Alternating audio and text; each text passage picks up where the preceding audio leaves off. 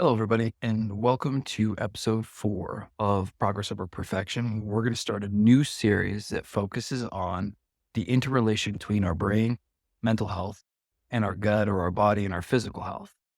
This series is not going to talk about how to get buff, should you or should you not use supplements. It's going to talk about what your brain does, what your body does, how that can take your focus, make you more focused or reduce focus when it comes to developing yourself to your next best version.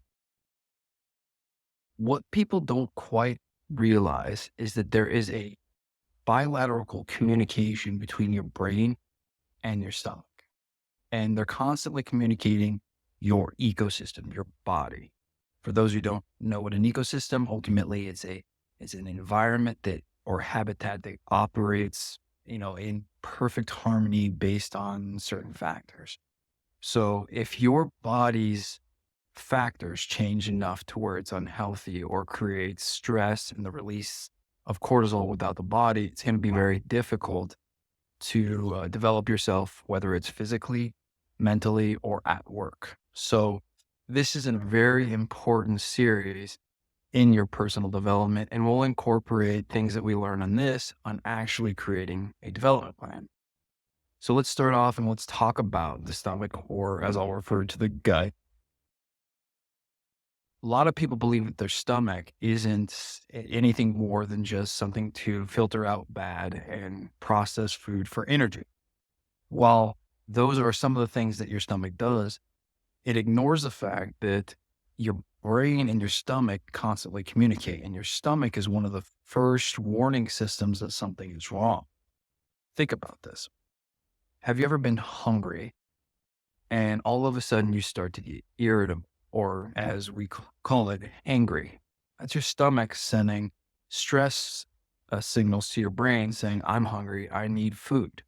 And if you look at Maslow's hierarchy of needs, right, that whole basic physiological need of food is at the very bottom of the pyramid. And it's one of the most important things to survive on: food, water, right?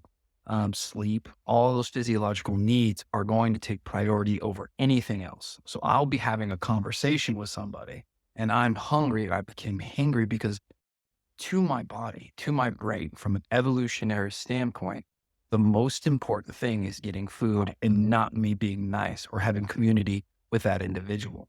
So that is one really strong example. Another one would be being dehydrated or thirsty. Your brain and stomach having that conversation, your stomach sending stress signals saying, I'm thirsty.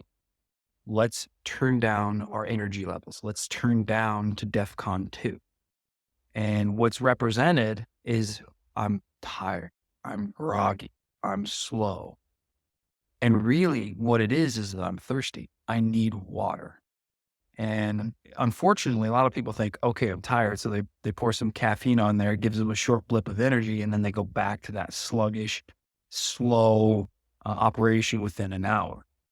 This is your stomach. This is your stomach telling you, hey, there's a problem.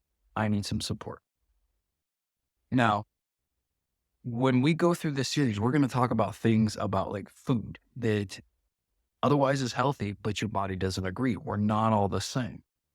And the way that your stomach works is that ultimately, as it sends these sensors and hormones, it'll actually create inflammation throughout the body. And it'll say, hey, look, there's a problem. This releases cortisol. This creates the stress hormones of the evolutionary fight or flight or freeze, which is a kind of a newer thing that people are saying, where we can't move forward. If we're focusing on our surviving, we're not thriving. If we're focusing on surviving, we're not developing. So the project plan that is ourselves will be developed with focusing on making sure we get things like proper sleep, proper fuel, or tracking what makes us irritable or what makes us inflamed. One really strong example that I'm sure many of you have heard before is that when runners go on really, really long runs, all of a sudden their stomach can turn, or their stomach will make them have to use the restroom. The reason for this is that your brain is now sending messages back to your gut. Your brain is saying DEFCON 2, DEFCON 3, whatever you want to call it. And it's saying, give me blood to my arms. Give me blood to my legs. Give me blood to my brain.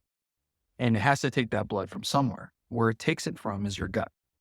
Well, your gut needs a significant amount of blood to be able to process the food that you have in there. So the best way to free up that blood is to evacuate your gut. And that's when we get that sensation. This is an example of what happens when we are developing ourselves or when we're not getting the right nutrition, is that our gut is one of the major core centers of stress, which will take us away from the overall goal.